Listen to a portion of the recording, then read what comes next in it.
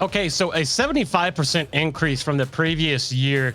Now, there's actually a lot that played into this. Obviously, when you have new consoles coming out, that's going to garner a lot more attention across all social media platforms.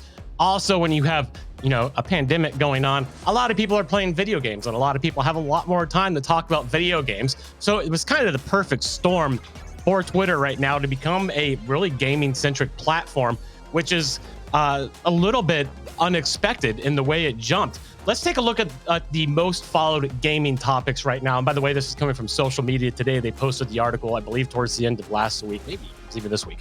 The most followed gaming topics: 1, gaming; 2, gaming news, which is actually kind of surprising to me; 3, esports, gaming influencers, PlayStation. And then you start getting into the top games like Fortnite, Call of Duty, Minecraft, Animal Crossing, and then you have Xbox. So what does this actually show us? Is there actually going to be room for gaming creators, people who have YouTube channels, Twitch streamers? Is now the time to start taking this seriously on Twitter? Is there actually going to be room to grow, or is all that juice already soaked up by now? We're going to talk about that a lot today. Gentlemen, let's talk about this first of all. Is anything surprising to you on this, the most followed gaming topics on Twitter? Did you expect to see more games on there, or I'm surprised that esports is the number 3 item on this list, to be honest. I thought esports was a lot more niche than this indicates. I thought that esports would be maybe not even on the top 10. And so I'm blown away that esports is a top topic on Twitter, even bigger than the actual games themselves. So this shows us that next to gaming news, as you can see on the screen right now, next to gaming news, esports is even more important than the consoles themselves and the top games. So for folks that were saying, we don't know if esports is ever going to become big enough or become relevant enough, this proves that, at least in the daily conversations on Twitter, if you're trying to build a gaming account on Twitter, talking about trending news in esports, what's happening in events, there is an opportunity here to tap into that. And as we've seen on YouTube, YouTubers that have popped up recently that have created, I think the name of his channel is Esports Today. Oh boy, I just messed that up, I think. But folks that are covering esports in a news capacity, in kind of a day-by-day and moment-by-moment capacity, there's an opportunity to tap into that, because a million different accounts cover gaming news. No offense to you, Ross, who has one of the biggest gaming news accounts out there. A million accounts cover gaming news, but not that many cover esports news right now. Could be a big opportunity to grow a gaming audience in a trending sector. What are your thoughts there, Perrin?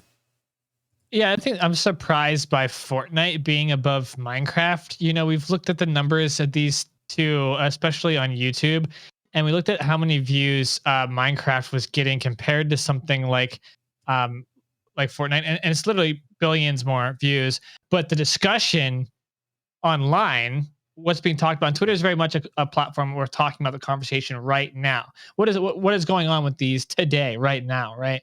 And Fortnite gets more discussion than Minecraft, which gets far more viewership.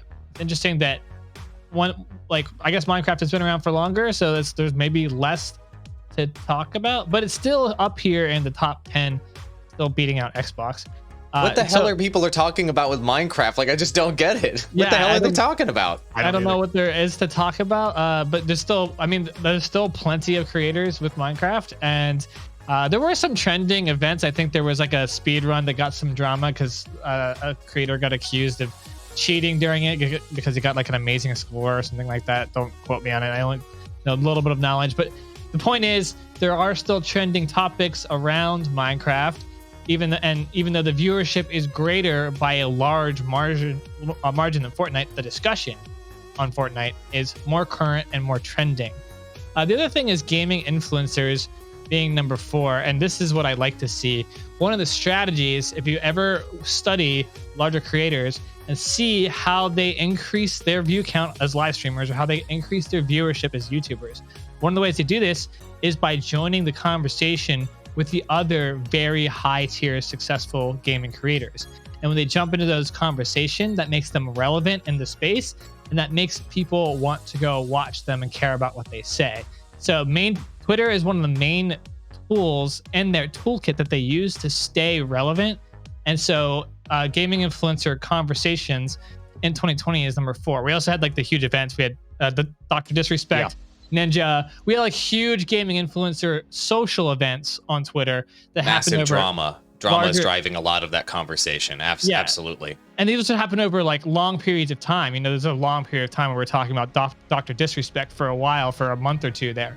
So we have those larger conversations. We have more large gaming creators trying to stay relevant and using Twitter as a platform in their toolkit. That makes sense. So essentially- let's talk. Go ahead, Ross.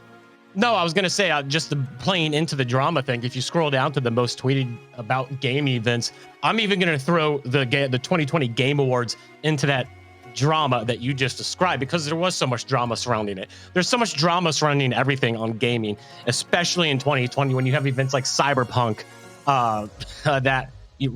that horrific launch. But the Game Awards, you had some controversial games now in the mix for that. Drama is what seemingly fuels the discussion around a lot what's going on in gaming. We saw that with Dr. Disrespect. We see that with all of these events. We see that with the stupid console wars and things like that. So it's interesting to see that if you're going to create a strategy, if you're a creator and you're going to put together a strategy, you know, I don't necessarily like playing into the drama itself, but clearly that's what's working. And I'm glad you brought that up, Aaron. Gaming creators, really quick, before you do anything else, enter to win our Gaming Creator Bundle sweepstakes, $1,100 in gear. We're giving away for $0. Link in the description below. It includes this exact audio setup you hear me on right now. It's the one we use on the podcast every single day. If you want to sound this good, this is live, by the way. This is not an edited video. This is the way it actually sounds. Let me just show you the bundle. It's freaking amazing. The bundle includes this microphone, shock mount, and boom arm. Plus, it includes the Rodecaster Pro mixer, which is arguably the best creator mixer on the market. Plus, our friends at TubeBuddy threw in a TubeBuddy Legend license if you want to help grow that YouTube channel faster. Plus, our friends over at Restream threw in a Restream license if you want to stream to multiple platforms at the same time and grow your stream faster. Rode hookup, TubeBuddy hookup, Restream hookup. They all just wanted to give you guys gear to help you succeed and software to help you succeed for free. So here you go. Link in the description below. Enter for your chance to win. I wish you the best of luck, and I hope that you guys can maybe pick this package up and increase your quality and increase your chances of growing faster with the tools and gear that we use every single day to grow, and hopefully you can use to grow as well. Link below. Go do it. Thank you.